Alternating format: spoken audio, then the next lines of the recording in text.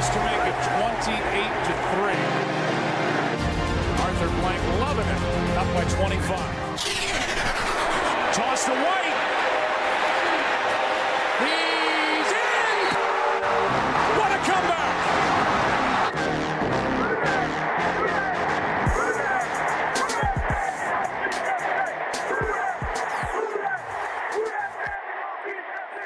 All right, welcome back to another episode of the 28-3 podcast. This is Corey. Last episode, we left you off with the conclusion of part one of our Klint Kubiak and offensive staff changes episode. We moved more into defensive players for 2024 and upcoming potential draft picks. So we're going to lead into that with part two of the Klint Kubiak offensive episode. Enjoy. I like our receiving core without doing anything unless one of those guys we're talking about in the draft is there. And so for the record, that's Harrison, Odunze, and Neighbors. If one of those is there, even if Bowers is there, I think you have to run to the podium. That's me. I think they're all future Pro Bowl receivers. All three of those guys. Who's your possession contested catch guy Neighbors on our team right now? None. We don't have one. We don't have one. Neighbors could do it. So maybe A.T. Perry.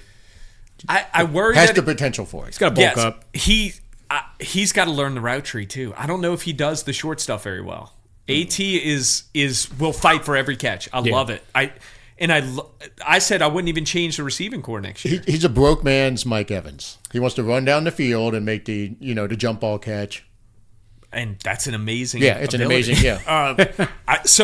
he's a homeless man's Mike Evans. I don't know if he's the 3rd and 3 guy, if that makes sense. I don't think we have one. Bowers could be it. Neighbors could be it.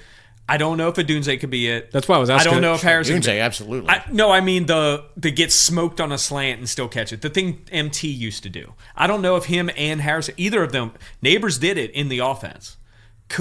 Harrison didn't have to. Odunze didn't have to. I love both those guys. They're dynamic as shit. Harrison's going to run a crazy number. There's no way he gets out of the top 3, so we can throw that one out. Yeah.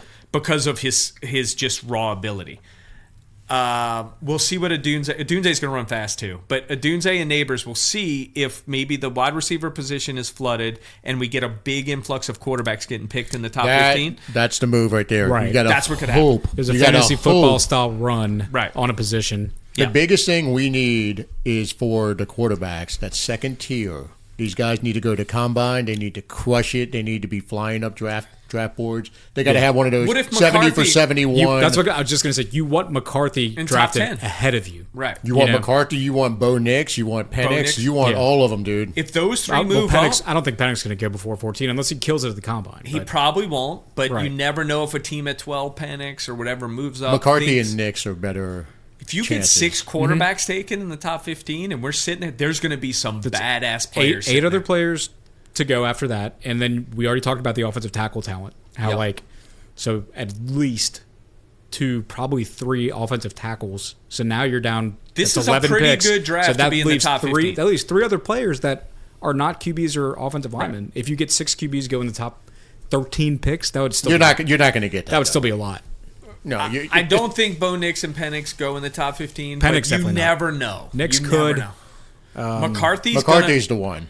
Harbaugh talking him up. McCarthy's physically gifted. Caleb, Drake, Jaden, Nix, McCarthy. I mean, you could Nix, McCarthy, Penix. There's 6 of them that are going to.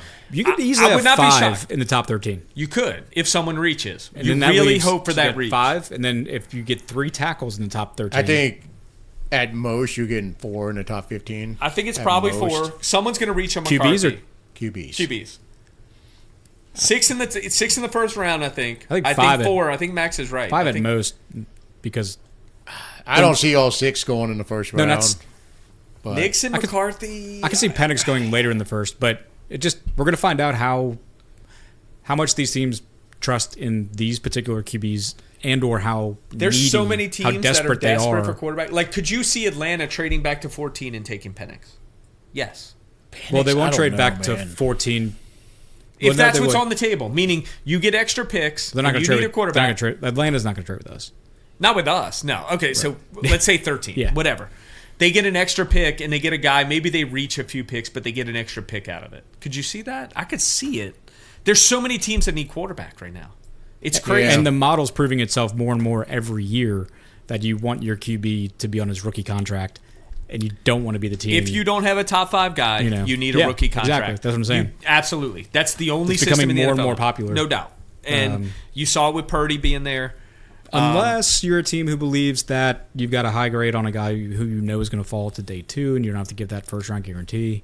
And situation. that doesn't work out a lot. Let's be honest. But there's a lot of GMs with a lot of big egos out there that think they could be the ones to do it. With QBs, they go the opposite way. They want to get that fifth year option. So people try to get to the end of the first round. That's going to be where you see Penix. I think so too. If Penix goes, it's going to be 31, 32. Penix and Nix will be 25 to 32. Yeah. That's correct. I believe that's true. McCarthy could go out there and sling it and look amazing at his pro day and get ahead of us. I think that's possible. He's the one, I agree, that could get there. I wouldn't want him. No, I don't want at that spot, but he could elevate to that spot because of how thin quarterback is in the league right now. There's absolutely 15 teams who would be happy to take a young guy.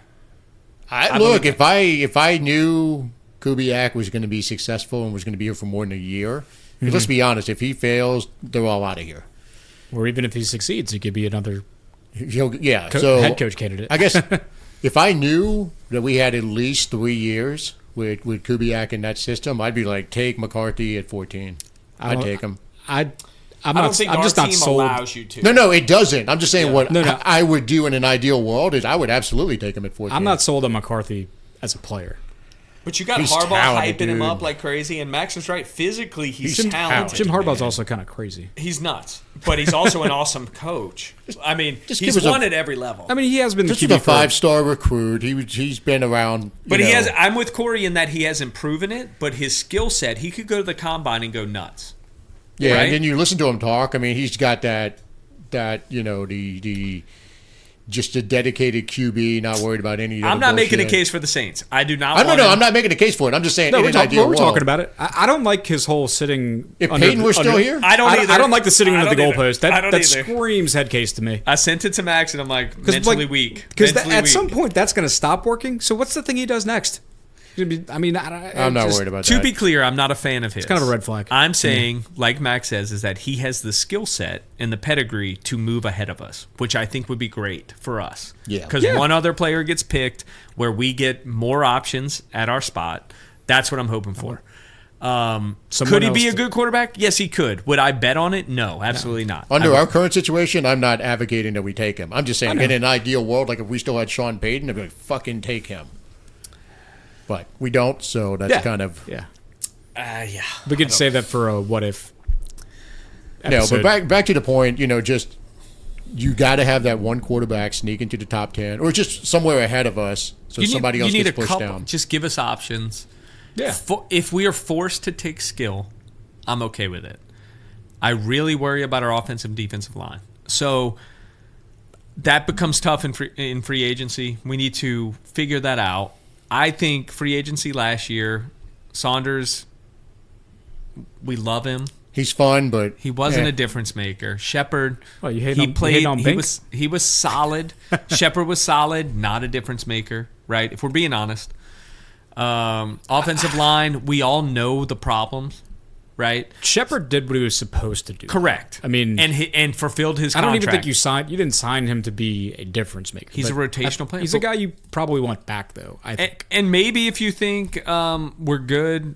I think Roach is the biggest priority. If we don't sign anything for free agency, we have to bring Roach back. Roach is under. Oh yeah. No, he's not. He can leave. Yeah, right? Yeah. But I think he's honestly he was our best. If you go back and look at his production, he was good, but not even just from a good for Malcolm Roach. He was just like good. He was an elite run stopper. I said it all year, and then the stats came out at the end of the year. I'm like, that guy looks like he's the one making the difference on the defensive Wasn't line. He like the number one graded guy? Yeah, run stopper. I would feel a lot better about us just simply re-signing Malcolm Roach instead of going out to the market. Look, if we get some like future Hall of Famer on the free agent market by some miracle that wants to take a pay cut, that's one thing. But like, I'm not worried about defensive tackle as much as I am defensive end. And we need a fucking pass rusher. We need a rusher. Cam Jordan, I love him, is not – look, 2 sacks last year.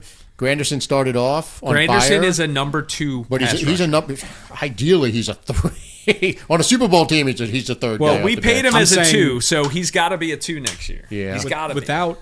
When Roach went Cam's down, a 4. I think we started getting gashed a bit more in the run game. So we've got multiple issues on the line, on the defensive line as a whole. We desperately need a pass rusher, man. We need Cam to go to the organization and say, I'm going to take a rotational player defensive end contract and let's renegotiate at $8 million a year, because he's not a dynamic defensive end anymore. He's a solid player. He's not a difference maker anymore. We have to accept that. The guy's... Well, let's just say this. He's been a legend, but he's 33 this year. I agree. We need an edge rusher. We need pass rush. Look, it's just like the running back situation where I always say we need more juice. We need more juice on the edges on the defensive line too. What about the interior? Do you think we're okay on run D right now? I would rather get by with the defensive tackles again than get by with the defensive end group again. I agree with that, because the thing that changes games is sacks on third down. Negative plays changes the game. Yeah. And you hope that, Saunders still pretty young. Shepard's not young, right? Shepard is what Shepard is, like Corey said. We got our value out of Shepard for what we paid him. Mm-hmm. I agree with that 100%. Saunders, we were hoping would probably be a little better because of his youth. I think we thought there was scouting on him of being a good pass rushing interior lineman, and we didn't really see that. But the whole question comes down to Brazil. Am I pronouncing that right, Max? You did it. There you go. Boom. Right. Look at that. If he is if he's the best version of himself next year that we saw last year, are we okay at DT? I would say yes. Agree. If he elevates his discipline, which Corey wanted, and mixes it with his playmaking ability, which was the third leading sacker on the team from the defensive tackle position, he made big plays. He batted down balls on third down. He had 4.5 sacks. He made splash plays. He didn't do the consistent stuff. Right. He had stupid penalties. Which is to be expected for a rookie. Correct. Right. Rookie. Hadn't played really in a year, if we're being honest. He played very minimal. If you saw a fourth-year dude doing what he did last year, you'd be like, that sucks. If he is what we hope he can be, and I think that is nothing I saw last year makes me think we messed up in that pick. No, nothing. It's a good pick. I saw an inexperienced guy trying to make huge plays when sometimes you need to just do what you're supposed to do. Yeah. Right? So if he elevates some and becomes disciplined and can still make enough splash plays like we saw last year, if he did that next year but also didn't make mistakes, I would call that a huge leap. Don't be the one guy responsible for opening up a huge run lane. Right. Exactly. Don't do that. Exactly. If he cuts that out, and then you have rotational behind him, Shepard, Saunders. But we have to sign Roach. Correct. That's what I'm saying. But he won't be expensive. And so that's what I'm saying. I'd like to just make that signing instead of looking out for an interior lineman. So that allows us to if Brazil becomes I think you still need I think the point he's trying to make, you need to address the defensive end edge rusher position way before tackle. Way before tackle. We're saying the same thing different ways. That's because if you look at our defensive ends, who out of that group inspires confidence for you to say, you know what, I could see this guy taking the leap this year and going up to 12 sacks. We don't have that guy. We don't have that guy on the roster. But that's why I'm saying I would rather us just sign Roach. Okay. Yes. So we don't. We're all on the same page. We don't waste our time going out there. I also signed Zach Bond, and then I also try and find someone who's a difference maker. Zach Bond on third down instead of Cam Jordan, I think on third and long has to be every play. Well, you know how popular for contracts have the incentive clauses in it, like if you get X number of sacks or you play X number of snaps at this position, you get money. I want his contract to make him lose money if he's lined up at Sam. Let's just give him $10 million if he gets 10 sacks. Every time he has to cover a running back in coverage, he loses money. But that's our fault. Or that's Dennis Allen's fault. Or the coach should not be doing that. The coach loses money. I want that in there somewhere. I'm with that too. Putting him in the wrong position is stupid. That guy can rush the passer. If Bond comes in as an exclusive edge, hell, even change his number to 90-something. Like, great. You know, I would run Cam out there on first and second down. Anytime you're 3rd and 5 and longer, Zach Bond's on the field in place of Cam. Put Cam at defensive tackle. Let him rush from there. Or move him inside. Move him inside with Brazil and see what happens. Yeah. I don't know. There's a million combinations, but Max is right. Pass rush, we are deficient. We need it. We proved it. The only thing that elevated our pass rush was when DeMario came and pass rushed. He changed the pass rush. Yep. That's why he was the second leading sacker on our team, and that's not what he should be doing. Nah. Even though he's good at it. It's not what he should be doing. Well, here's a question for you. So, what happens if things are trending in the direction of it looks like Lattimore is going to get traded? You know, that's what people are assuming at this point. he's in the same position now as like Mike Thomas was last year. Right. You know, there's that chance he could come back and everything could like get Mike smoothed Thomas over. kind of last minute was like, you know what, that's probably best for Mike to stay here. Like he made that decision for himself. I don't think that's the case with Lattimore. I think do that if Lattimore he wants to, but the tea leaves are saying he wants to. Yeah, Well, I guess my question is, if let's assume he leaves for this exercise, that's bad for us. what do you do at corner? What is your? I sign a Debo because you're going to have to sign a Debo this Do year. you give a Debo 15 You have to. to 20? Okay. He easily makes that on open mark. No, agree. yeah. But what else are you doing at that point? Because Yadam is a free agent, so that's You have to sign Yadam if you do that. Well, losing. If you trade Lattimore, Yadam has to be signed. Well, and Now- losing Lattimore. Alante Taylor. Where do you play him? Slot, outside. If the trade happens. See, I don't know. We haven't seen Yadam inside, so I don't know. I don't know if Yadam's your guy. I think that would be a position where you go out and get a free agent. We've seen. You know what I we've wanna seen do? the Saints do it before with Roby. I want to punt Corey's guy. I want to punt Marcus May. I want to move Alante to free. I want to move Tyron into the slot against non-elite slot receivers. I want to move Alante outside. I want Yadam on the team. You want with a Tyran in the slot against the average slot guy, not against elite receivers. You don't always. If you go against a good offensive coordinator, he will deliberately match up the speedy dude against Tyran. There's nothing you can Well, do then you about move people around. That's easy. You drop him back. You move Alante up. That's simple. Alante, to me, is a world-class safety in the future. I don't know if I'm right. We agreed on this last preview. We haven't for last seen it. year. I think he's versatile. Like, remember Chauncey, we'd move all around, right? Yeah. If you move Alante all around, pending what's in he can do everything. He's so much better than a slot corner. He can disrupt the shit out of a game, much like Honey Badger, I think. Yep. Except longer. He does some things better. No one has more instinct than Honey Badger. And Max and I dogged him out at the beginning of the season of how bad that dude is an elite football player. He can make up for that guy is he makes up genius. for his lack of athleticism with 100%. his positioning and And knowledge. he arguably was one of our top 3 defenders this year after the way he started very poorly. And he's for sure slowed down. I think he was. And still, he's so smart that he made huge impact on the team in the back half of the season. Yeah. There's no debating I it. think he finished 3rd in tackles on the team. And in interceptions, second? Was he second in interceptions? Something like that. Adebo than him? Yeah. They both have 4, maybe? Is that right? Yeah, I think so. The guy is still just so smart. I wish we would have had him younger. Unfortunately, we're getting a little bit... So recap what you were saying. So you would have Alante go outside. I would have... Or did you No, say? you would have No, Debo. safety. I would get Safety, rid that's of right. May. Okay. I would move Alante to safety. You would take your chance with Yadam at the other corner at this point? Or, Yes. Because otherwise you got to bring somebody I in. would put Yadam and Adebo outside. Okay.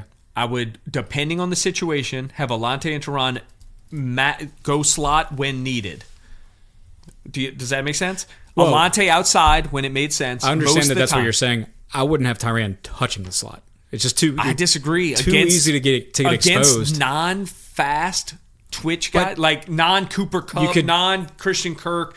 If it dictates where they don't have their best player in the slot, Teron will kill that guy. Until they motion in their best player into the slot, and you're fucked when the play clock's at then like 2. Maybe, but mean, but then make them do that. But Well, yeah, that's what's going to happen If with him a and good Alante are offensive coordinator. interchangeable- I think it's irresponsible to put Tyran anywhere near the slot because you're exposing yourself. Yes, in theory, he could guard the least athletic receiver on the team because he's the least athletic. he DB. played a lot of slot this year, and he got burned in one game. Well, yeah. So and And that was a $20 million receiver in the slot. So You shouldn't have him. Why put yourself in that position again? I'm just saying he would have burned Alante the same fucking way. So who are you putting in the slot that can match up against anyone in the slot on our team? Who's that guy? We don't have that guy. We don't have one. We don't have him. But they're usually cheaper to get in free agency, which is that's why I'm saying a free agent slot would be my play. I'm not against that either, as long as it's not a $10 million slot guy. I don't know what the hell happened with Alante on the outside this year. I mean, what would you do at safety? Let's go there right now. You got May on a big contract. I think we can get out of it. Is that? Yeah, it looks like we can. He only has 1 year left on the deal. If we can get out of it, I'm fine with it. I'm fine with getting rid of. So what would you do? Would you be? I would be fine with putting Tyrann at just a straight up strong safety like May was. I agree. And then have Alante at the center field. I understand Tyran's not a big thumper, but Tyrann can tackle. He can fill in the run. You put him at strong. You put Alante at free. That's what I'm saying. Yeah. That's a tough safety position. You still have Howden. You still have maybe Abram, right? If you got to bring Abram back. You bring Abram and Howden, and Howden's going to be there. Yeah, because you can manipulate it a little bit, depth, right? Yeah. So if we let May go, if we trade Lattimore, I think it's very tough to trade Lattimore. I've told you this. Unless it's a 1 and a 2 next year, or a 2 this year and a 1 next year, I have a tough time trading Lattimore because he changes the defense. Absolutely. If you watch the defense. Yeah, he's the only reason that our lack of a pass rush was acceptable. And by acceptable, I mean allowed us to even be, as you said earlier, a pretty good defense. You say that, but how many games did he miss over the last 2 seasons? No, I mean, he has missed games, but what I'm saying is... When he came back 2 years ago, the defense changed. No doubt about it. This year, he left. You said earlier in the season, you said the defense runs through Marshawn, essentially. I think it does.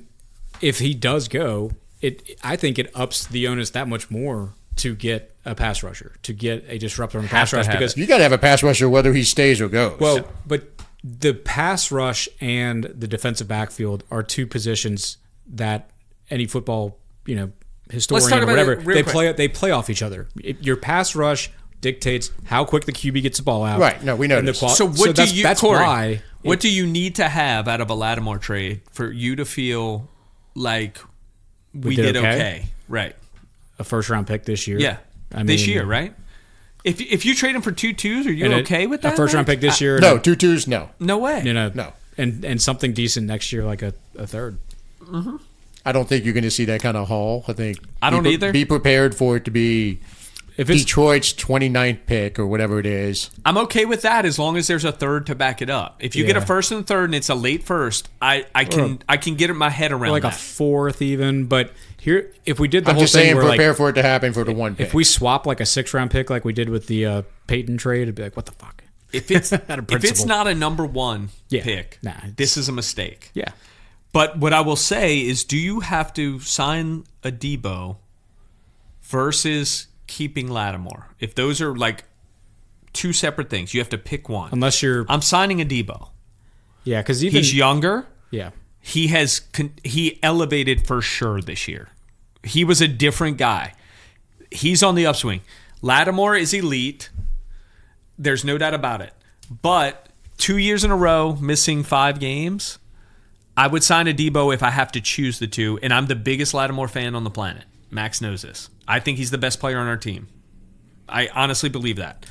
But when you trade him, you have to get a 1. Mm-hmm. If you don't get a 1, you failed. If it's a 2 and a 3, 2 this year, a 3 next year, you failed. Like no doubt about it. He's too good to give the. He's better than Jalen Ramsey, and Jalen Ramsey got 2 picks. He is better than Jalen Ramsey, in my opinion. Yeah.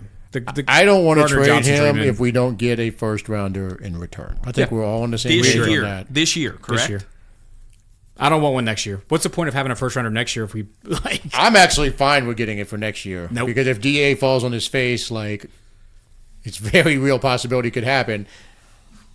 I don't know. If it's a first next year, it would have to be a 2 this year, then a first next year. Something, and you would get more because that first in a later year is devalued. It's worth less, right? So, but if it's not a first, because you're trading him to a contender, correct? Only a contender is going to go get a $20 million cornerback. Someone in the 20s. Team that feels like they're a cornerback away. Correct. Yeah. We get a little better on defense. Our offense is humming. Detroit's a great example from what Max said. Yeah. Because they are legitimately a cornerback away from being an elite team. His old coach is there. Aaron Glenn's there. It's like it fits. More important, Dan Campbell's there. I think. that's going to happen, I think. If they're the early leader in the clubhouse. If they get Lattimore, they are a fucking problem. They are very good. And that was their weak point. They're still not a good defense. That's why I'm not on the Aaron Glenn train. Aaron Glenn did not. That defense was not good. Period. Yeah. So I never understood the hype on him. Dan Campbell, all the hype. Give the dude all of it. Whatever respect. The guy turned that shit franchise around. There's no debating it. I think that the Glenn aspect is the respect he has amongst the players. And we loved him. I loved him too. But is he an elite coordinator? I haven't seen that yet. Let's be honest. It's been bad. Detroit's defense sucks. Well, Detroit's offense is awesome. Ben Johnson, killer. But besides Branch, I don't know what kind of in Hutchinson, their personnel, the defensive backfield. Didn't they draft what's his name? Jack Campbell. They got talent, dude. Jack Campbell's a monster. Chauncey's there. They've got talent. Hey, their defense backfield was Alex Anelzone was there. The Achilles heel. Anelzone's there. Yeah. He played fucking awesome for them. He came that to life. Draft is haunting us, by the way. He came to life. Yeah. He got so much better when he left. Trey Hendrickson, Marcus Williams, all those guys gone. But Anelzone's played amazing there. Yeah. Chauncey played great when he came back. I think it's Anzalone. Shh. Anelzone. I'm kidding. Yeah. I did not think he was a good player. I'll be honest with you. I'll be the first to say I was like, thank God he's gone. He was such a better player in Detroit than he was here. Yeah. There's no doubt about it. Yeah. But they still sucked defensively. They sucked. Sure. They have talent. They just need a corner. If you put Lattimore in that defense, they're taking some steps up. Yeah. And to be fair, they let Slay go for almost nothing, and that probably killed him on defense. Yeah. Pass defense was terrible. Isn't that wild? They let Slay and Hawkinson pretty much go. Hawkinson's like the second best tight end in the NFC. What the fuck? Kirk Cousins was like, all right. He was expensive. I get it. They were playing the expensive game. And they got to sign Jared Goff, so they got a lot of shit going on too, but not to talk too much. The most Viking looking motherfucker went to the Vikings. It was pretty fitting. Yeah. I guess just to put a bow on it, we all said we need a first round pick at least. And you guys were adamant about it being this year. I'm more open to it being 2025. Because that, look, if DA flames out, you'll want an extra first round pick. You want an extra first round pick, man. But the dude is he's worth more than Jalen Ramsey, and Jalen Ramsey's been traded for more than what you're talking about. Two times. As much as I hate it, the fact is, look, we're playing the Mickey game of we're not cutting bait, we're not rebuilding, we're doing the quote unquote all in thing. So as long as we're playing that game, I want to at least see us give us the best chance to win. Let's be honest. I don't want the best chance for DA to still be our coach. And I know there's kind of saying the same thing, but I do want us to give us the best chance to win, which is a first round pick. I want to win. I don't give a shit if it's DA or not. But let's be honest. Right. The only reason we're talking about trading Lattimore is because we don't have another tradable asset.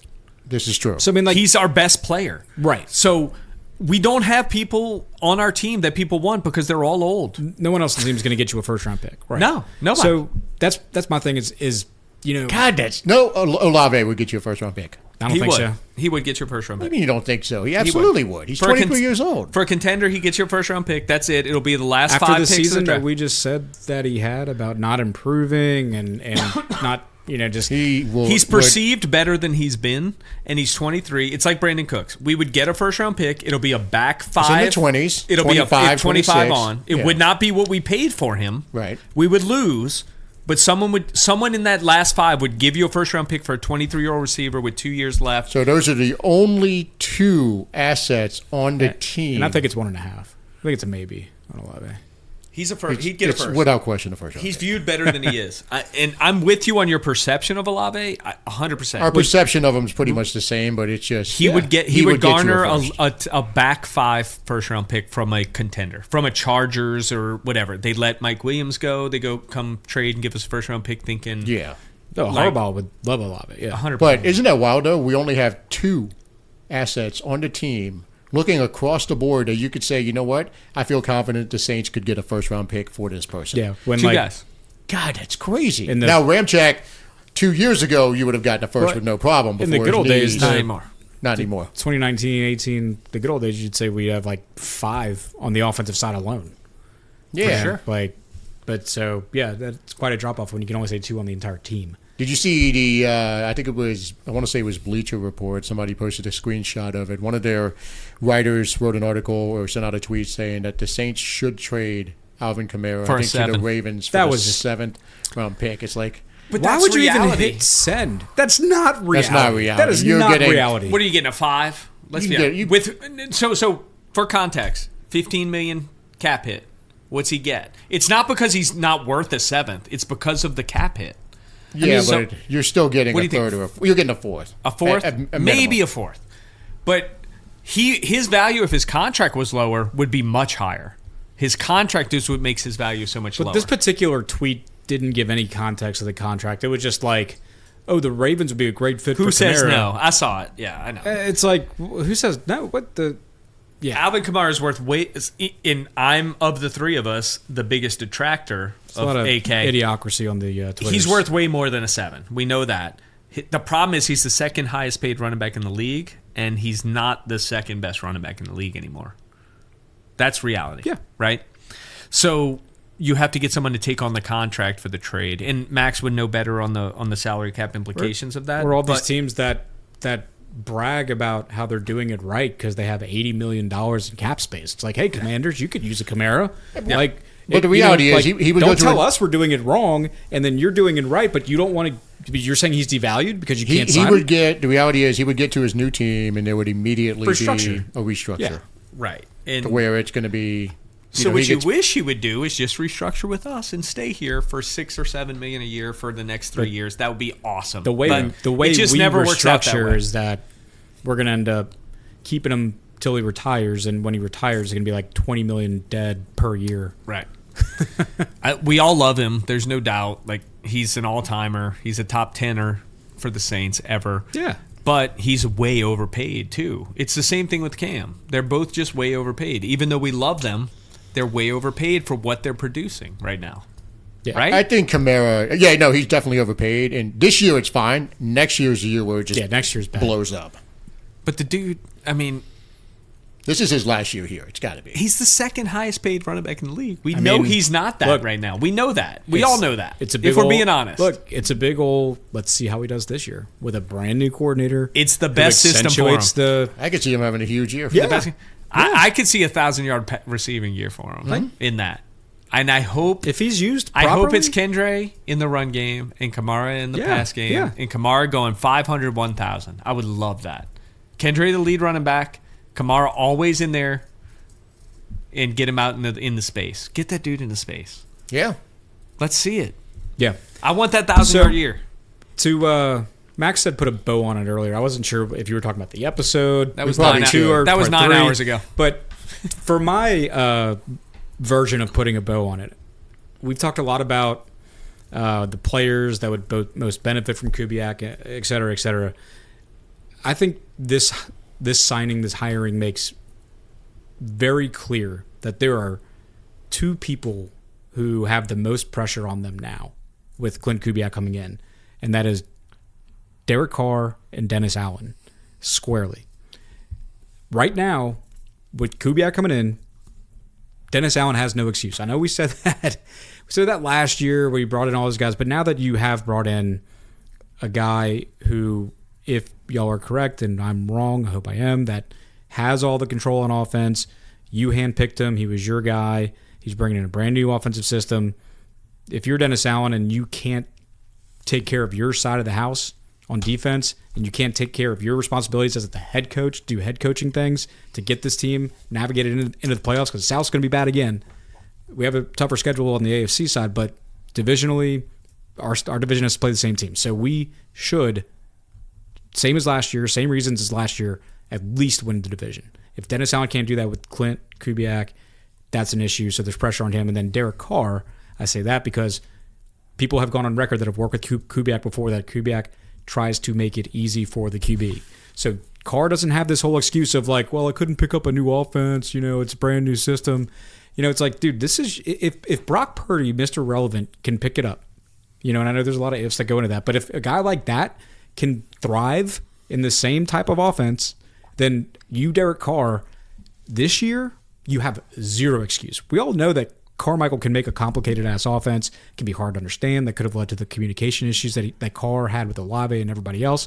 But Derek Carr, you have no excuse this year. And those two guys above all are the ones who have no excuse. That's what the signing ultimately I agree with that. means most to me. I don't think Carr was as bad as he was portrayed. But I agree with you 100% that DA doesn't deserve this third chance. Okay? Right. So let's be honest. It's all on DA. This year you don't succeed. If he's not gone, we just don't care about winning here. Okay? Correct. I agree with that 100%. What I saw from Carr last year, I think, was overly negative from the fan base. Meaning, well, it was, but I think he played better in the circumstance. And like Max said in previous episodes, we don't know how bad the injury was, but the injury clearly affected him. If you watch the games, he looked different in those few games after that big hit than he did the rest of the season. If you just go back and watch it, it's clear as day. So I really believe this is about the offensive line. What do we have? Can we run the ball? If we're able to run the ball, and I'm not saying the pressure is not on general Carr. success, yes. Right. Yes. I'm not disagreeing at all that if we're able to run the ball, then it's all on Carr, right?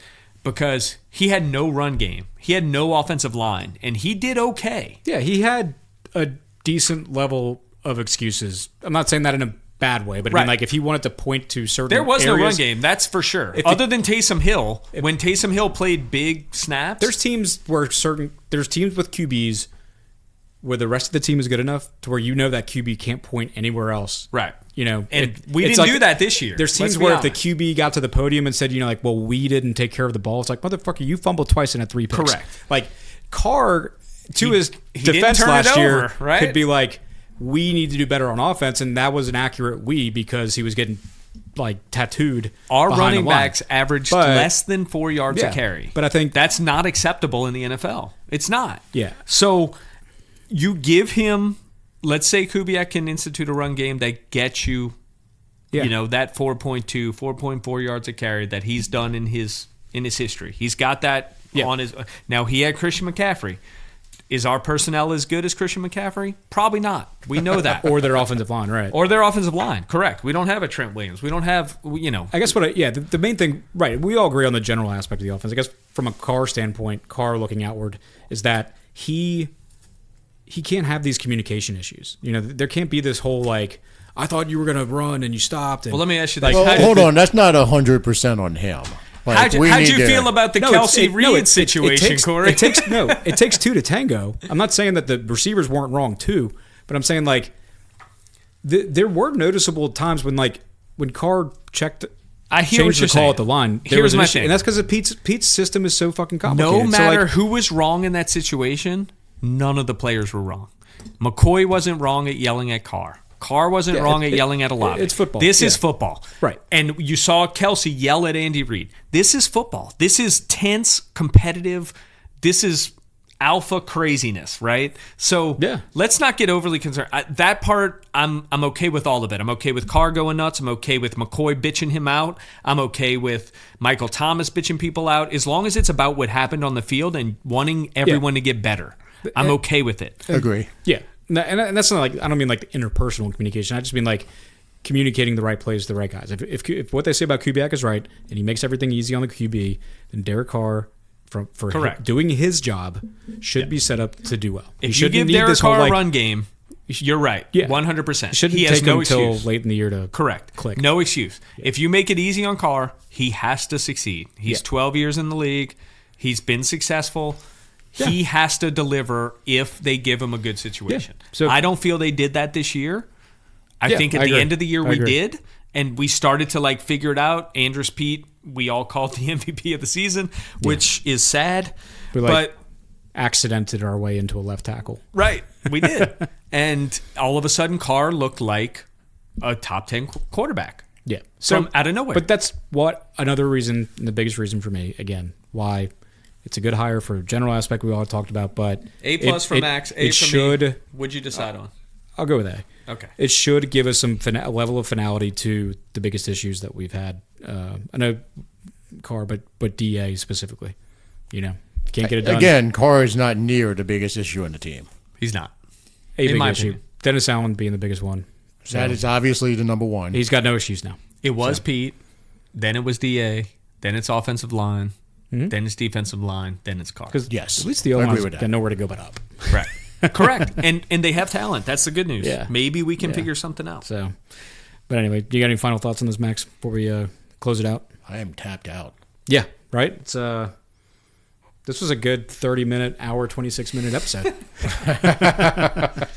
We got a lot done. So yeah, those of you still listening, Dan specifically, we've already had the conversation about. Whenever you say if you're still listening, we know who's still there. listening. Dan's still there. What's up, you, man? I hope you're enjoying that gardening leave you talked about on Twitter. But anyway, so that's going to wrap it up for this one. And we'll come at you with some more off-season-y type topics moving forward. Try to line up some guests. Maybe do some video in the near future, get with the times. There we go. But anyway, until next time, thanks again for listening to the 28-3 podcast. What a comeback!